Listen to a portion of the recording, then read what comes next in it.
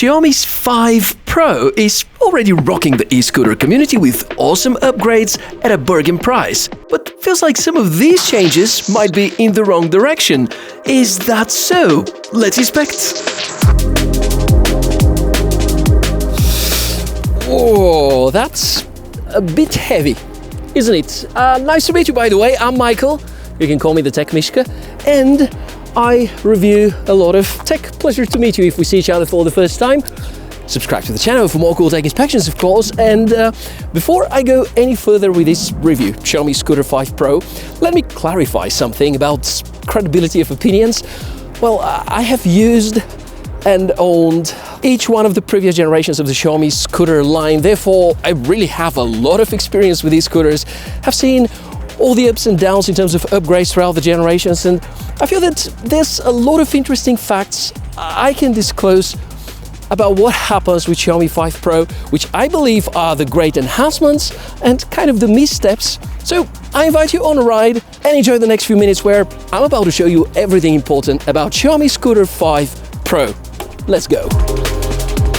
Pushing the motor to the maximum right away, and from 5, which is the minimum because this is a kick scooter, up to 25 kph, the maximum for Europe, it is a matter of very few seconds. The Scooter 5 Pro packs a 1000 watt peak motor power, perfect for urban commuting. It handles inclines up to 22% with ease, and the throttle response is smooth and predictable even on steeper slopes.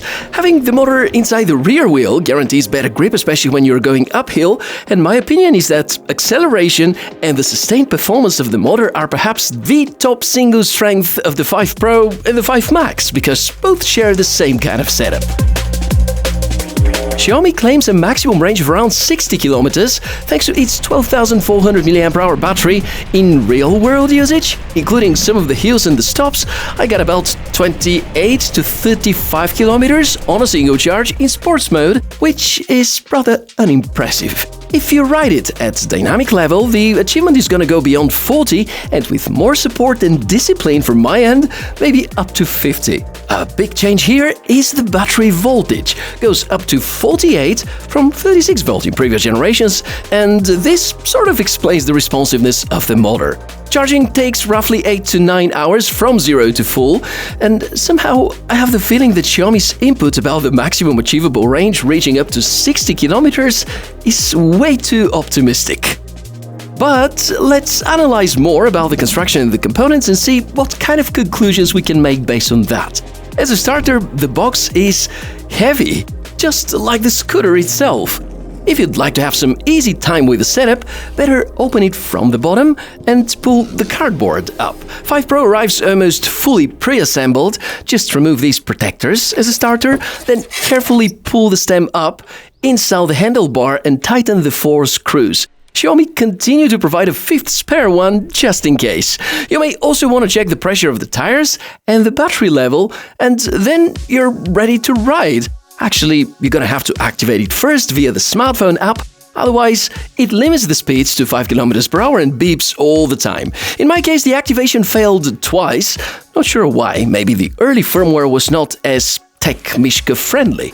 The 5 Pro comes with reliable aluminum construction, has a wide board, and you immediately notice the front and the rear suspension, which are supposed to enhance the riding experience.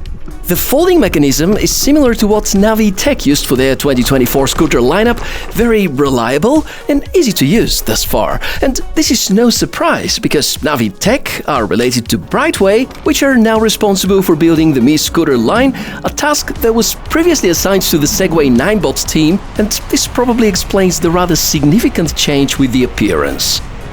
The tech specs are also something requiring attention, and very often we carefully analyze them before buying a new e-scooter. In a nutshell, at a very competitive price, Xiaomi Scooter 5 Pro packs a lot of the features that we were only dreaming of a few years ago and promises significant experience enhancements within this 22.5 kilo weighing body. So yeah, a few notable, I would say significant changes with this new generation, which I want us to discuss. So for the first time, the Pro line gets front and rear suspension, nice to have in terms of marketing, not as effective in reality, and adds increased weight, which is not necessarily something I enjoy very much.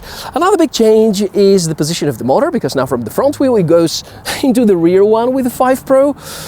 Each one of these setups, being on the front or on the rear, has its pros and cons. Here, the biggest drawback, as I see it, is the weight distribution. Makes the scooter not so nice for carrying.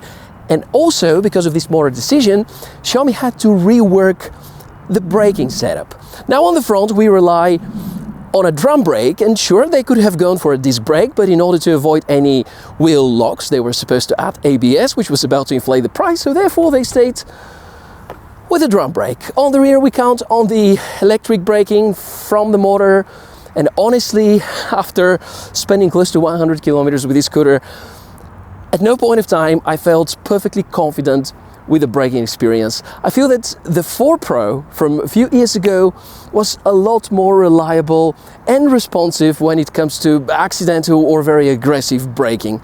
Therefore, my opinion is that yes, in terms of acceleration they did a great job, but obviously in favor of getting this good acceleration and improving a little bit the range, they have sacrificed a bit of the weight distribution and the braking experience. Of course you want to see this suspension in action. Well, I'm still torn between my belief that city scooters are supposed to be as light as possible and the smoother riding delivered here on the other hand. Honestly, the front fork is quite basic and lacks adjustment options, and while bottoming out is not easy even for me, a 90 kilo weighing person, if you go over bumps or try to lightly lift the front in order to climb on a sideway, you're going to hear and feel this noise. The fork on the 5 Max is a little better, being dual hydraulic spring-based, but still somewhat annoying. I'm happy enough with the rear though, based on a single spring for the Pro and a dual spring setup for the Max. Yes, this scooter feels smoother than the 4 Pro, but as someone who so much dislikes noises, I tell you about these second thoughts. The tire setup remains almost unchanged. 10-inch tubeless pneumatic tires are standard here. They absorb shock well and provide better grip in wet conditions. Xiaomi has also improved the rim design to reduce pinch flats, which is a big plus, and a reflective line around the rims, small details making a big impact on safety. Speaking of which, the lights also reworked. Well, not the rear one, nor the front, or at least not that much. Turn signals are now present, very easy to switch, not as easy to see in daytime, though. Controlling these lights and everything else about the scooter happens from this much wider than with Generation 4 handlebar. Sweet! The display is virtually the same as with Generation 4. I still don't get it why e-scooter makers don't add a super simple option such as a clock mode. Yeah, I prefer to see this info on the display as well. And hey, the mode switch button should no longer belong here. This is dangerous. Please, Xiaomi, from now on, the mode button should be on the right next to the acceleration lever. If you need more information than what the real-time data of the display provides, get the smartphone app, Xiaomi Home. Different controller providing different kind of information. You can make some minor adjustments, such as letting the rear light stay all the time on, or adjust the energy recovery efficiency and similar. I do miss the more detailed stats about some of the categories, but yeah, the app does the job right if you need it to. Oh, and lets you lock the scooter as well.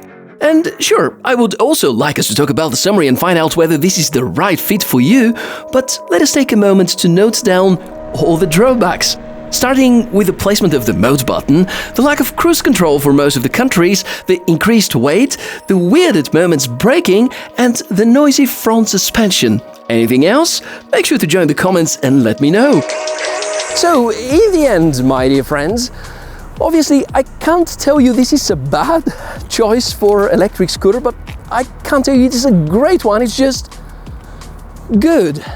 And you know Xiaomi, they always played fair. They have passed through a number of certifications and safety tests in order to deliver to us the Xiaomi 5 Pro, which obviously could have been done in a slightly different way, especially knowing about all the resources that Xiaomi could rely on. In order to make this conclusion easy to understand, if you have generations 1, 2 and 3 from the Xiaomi Scooter line, this is gonna feel like a very serious upgrade. However, it comes at a price, and it's not about the money that you're about to spend, it's more about the weight distribution. It's much heavier because of the suspension and the increased battery capacity. If you are on the hunt for the best possible city electric scooter in the $500 to $600 niche in 2025, I think you should also seriously consider the F3 Pro by Ninebot, because it has some really good enhancements on top of the solutions that we see over here. And of course, if you have a suggestion about the best-in-class e-scooter for this year, I invite you to join me in the comment section below the video, where you're also invited to share everything you think about Xiaomi Scooter 5 Pro. Thank you very much for watching this episode. Wear protection, ride safely and responsibly, and I'll see you in the next one. Bye!